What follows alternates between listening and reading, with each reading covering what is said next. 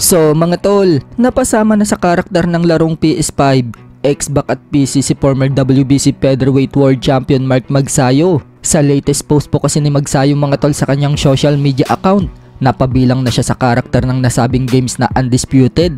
Magiging available na umano ang games na yan sa Xbox at PS5 sa darating na October 11 ngayong taon na ito. Pero pagkakaalam natin mga tol, available na po sa PC ang larong yan. So kinuwanan na nga po ng mga litrato si Magsayo mga tol. Ang mapabilang sa games na yan ay isang karangalan para kay Magsayo. Sa ngayon mga tol, tuloy-tuloy ang pag-iinsayo ni Mark Magsayo para pagbigla siyang may parating na laban, nakahanda na siya agad.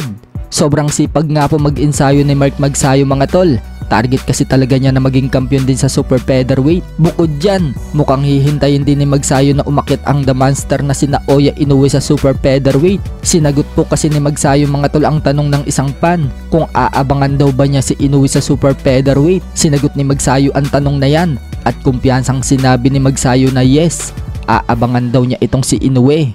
So posible talaga mga tol na maglaban si Magsayo at Inoue sa hinaharap, lalo pat nagpahayag na din ang kampo ni Inoue na maaari daw umakyat si Inoue sa super featherweight hanggang lightweight division. Kailangan munang gawin ni Magsayo mga tol, makakuha siya ng titulo sa super featherweight para kapag umakyat na itong si Inoue sa super featherweight, madali na lang maikasa ang laban na yan. Sa kabilang banda naman mga tol, Unified Super Bantamweight World Champion Stephen Fulton sinabi sa isang interview ang pagkakamali niya kung bakit siya natalo kay Naoya Inoue noong nakaraang taon.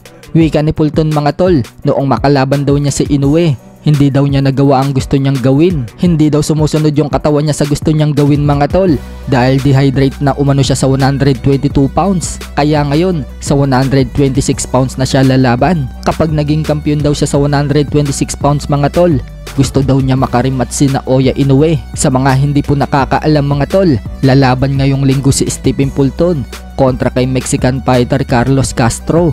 Undercard po sila sa laban ng Canelo Alvarez versus Edgar Berlanga. Ani Fulton, kapag naipanalo daw niya ang laban sa linggo, target naman umano niyang labanan ang kampiyon ng WBA featherweight na si Nick Bull.